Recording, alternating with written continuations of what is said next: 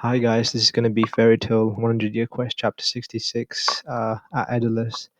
I thoroughly enjoyed this chapter because I really enjoy when we get to see the characters interact with each other and other characters.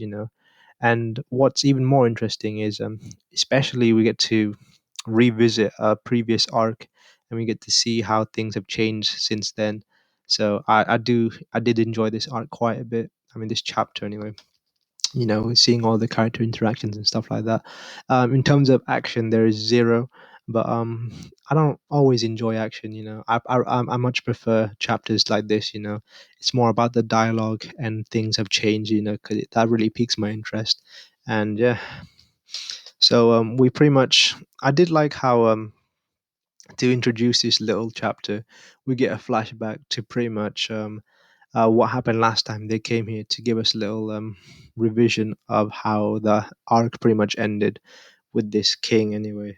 And yeah, there's pretty much no magic in Edalus, as we know. So that's going to be a big problem because they can't really get back if they got no magic. So yeah, that's going to be something they have to pretty much solve. But as we get into the chapter, we pretty much kind of get that we get a sniff of a clue about how they can get anywhere anyway. Um, yeah, so this chapter pretty much focuses on all the Edo counterparts interacting with their not original counterparts, as I like to call it anyway. And it is kind of funny that the Edo Lucy's she's a bit of a joker, and she makes Lucy wear this kind of skimpy outfit anyway.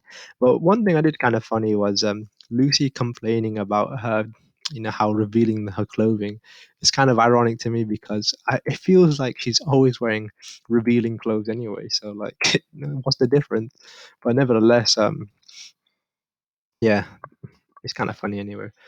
But yeah, uh, it looks like the Edo Lucy is a bit of a joker anyway. So we'll get into that a bit more later on anyway. And especially enjoyed the interaction that Natsu and Gray have with their pretty much Edo children, because in a sense they're their children, but they're not their children. So it's an interesting concept. Uh, and yeah,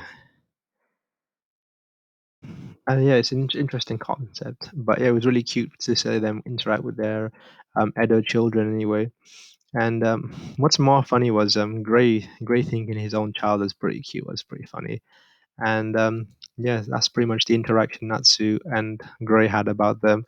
And what's even more funny was they're pretty much quite protective over their own children as well, because we see them kind of butting heads with each other about making eyes. What you call it? Gray's little child making eyes at Natsu's child. So that was pretty funny. Overprotective parent kind of stuff. So I thought that was really cute. And in terms of Wendy's counterpart, the main running gag we see again is obviously how she's matured and she's got a bigger rack in a sense. And, you can definitely see that Wendy is very envious. And yeah, it's just funny, especially with when she's hugging Charlotte. It just amplifies. It's kind of funny anyway. But out of the main cast, the only person who doesn't get to meet their Edo self is obviously Urza, and she's quite curious about why she hasn't been able to meet her. So she's kind of left out, and she's been told that she shouldn't meet herself by Edo Lucy, and yeah, we'll find out later. But as I get on to the chapter, and what was interesting to note is when we talk to Mary Jane, the Edo lady Mary Jane, it is funny that she's almost identical in the sense that even Urza makes a comment about how she doesn't feel like she's talking to the counterpart world and just talking to the regular Mary Jane anyway. Uh, yeah, so with this we kind of get them kind of going to visit. What were they? They're going to actually go visit the Edo. What do you call it? Edo Urza, and they go to the Edidus royal capital.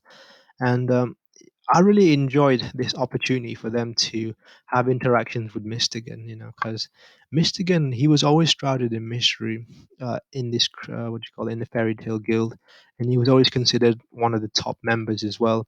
So obviously he had a lot of respect, and I don't know how long he spent in Fairy Tale Guild, but I'm guessing he spent a bit of time. So he's obviously quite close with most of the members, and he didn't really get much interaction in terms of throughout the series. He just appeared now and then, and it'd be nice for them to get a bit more development. So I guess this was a good opportunity for that to happen anyway. And I especially like the sequence of paneling here, as we get an overview of the royal capital, and then we kind of get a snapshots of the what do you call it, of the city, kind of a closer view of some cinema, marketplace, and then we kind of dive in on the third panel with the characters immersed in the setting. So it feels very immersive the way the sequencing kind of plays out. So I thought that was pretty cool. And it's kind of funny, and it's kind of funny to see Urza in this disguise. She actually looks pretty funny, and apparently Urza, the Edo Urza, is a bit of a celebrity, so she's trying to play it low key with the disguise. So yeah, they just walk into the castle, and we meet some, I'm gonna call these D tier characters, because obviously the way they talked, they actually know who they are, and I'm guessing they're from the Edalus arc, but I just don't remember any of them because they were just not that impactful. But they have some nice interactions, and yeah, there's Coco as well. I don't remember any of these. Hughes, Sugar Boy, Coco. None of these characters even ring a bell for me. I guess just not impactful at all, forgetful. But yeah, moving on, we get to see Mistigan. Yeah, so he looks like Jalal with long hair. Because yeah, it's kind of weird to see Mistigan as Jalal, because Mistigan always wore those robes. So that was how I used to see his identity as. But it's weird to see him as just a different version of Jalal, and everyone's kind of excited to meet him. But then this is where we get introduced to Ursa Skywalker again. So Edo Ursa, she pretty much slaps everyone. And yeah, you dare invoke His Majesty's name, damn insurgent. Yeah, she's obviously one of those loyal servant types that won't let their master be disrespected like that, and you need to show their master respect, or you'll get the wrath of them. That kind of cliche type, anyway. What's more interesting is yeah, she seems very submissive to Mistigan.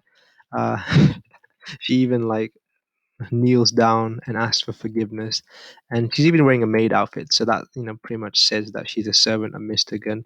And just the reaction everyone has is hilarious, because just Urza's character would never do anything like that, so it's just kind of funny to see someone that even looks like Urza do do any of these actions anyway.